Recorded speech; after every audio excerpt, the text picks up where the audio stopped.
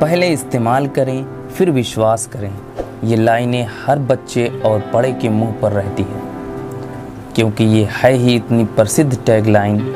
यही नहीं बल्कि जिस ब्रांड के लिए यह टैगलाइन बनाई गई है यानी घड़ी डिटर्जेंट, उसे भी लोग बहुत पसंद करते हैं। कई दशक पहले घड़ी डिटर्जेंट भारत के बाज़ार में उतरा था। इस कंपनी के कहे अनुसार जिन भी लोगों ने घड़ी डिटर्जेंट का इस्तेमाल किया, उनका विश्वास इस पर अब तक बना हुआ है।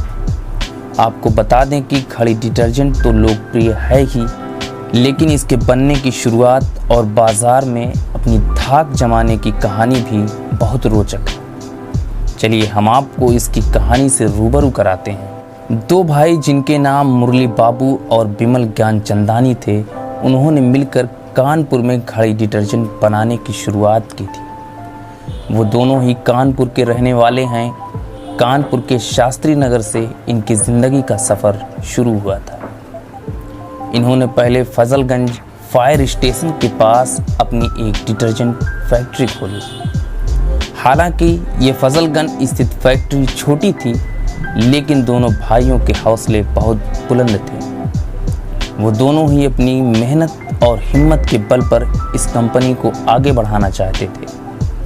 उस वक्त उन्होंने शहर में जो डिटर्जेंट फैक्ट्री खोली, उसका नाम श्री महादेव सोप इंडस्ट्री रखा, लेकिन यह फैक्ट्री ज़्यादा टाइम तक नहीं चल सकी। उनके बजाय कोई और होता तो हार कर बैठ जाता, लेकिन इन भाइयों ने हार नहीं मानी और अपने लक्ष्य को पूरा करने में जुटे रहे।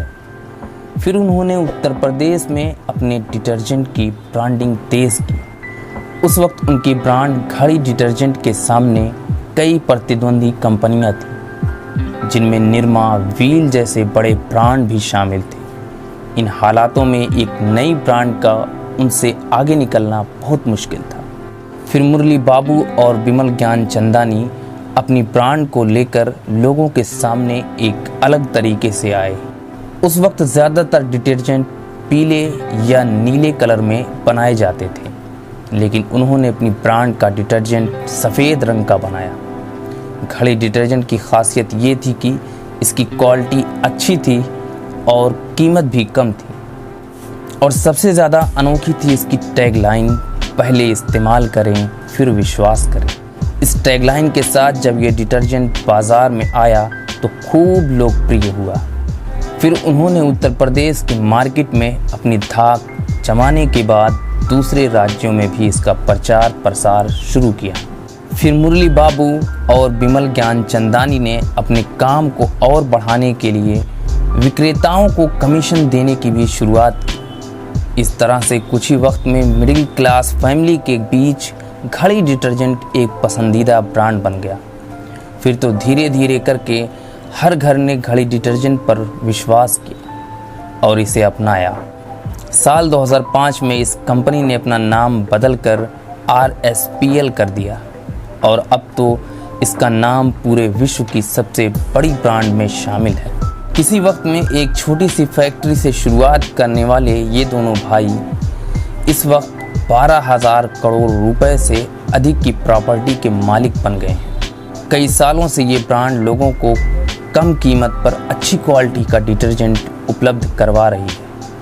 यही वजह है कि लोग आज भी इसे पसंद करते हैं। मुरली बाबू व बिमल ज्ञानचंदानी की सफलता की दास्तां से यह सिद्ध होता है कि सही तरीके से धैर्य रखकर और कड़ी मेहनत करके जब कोई काम किया जाता है तो उसमें इंसान को कामयाबी ज़रूर मिलती है।